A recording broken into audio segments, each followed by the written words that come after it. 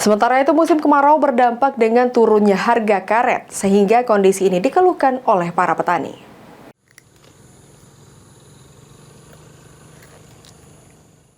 Saat musim kemarau, hasil getah karet lebih sedikit dibandingkan dengan musim penghujan.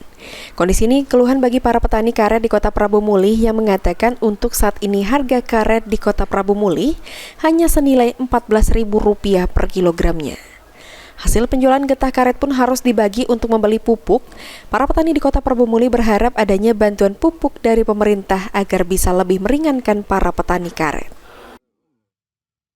Wah, kalau di musim kemarau ini pokoknya kurang, mana pula harga getah nih, mana ini murah.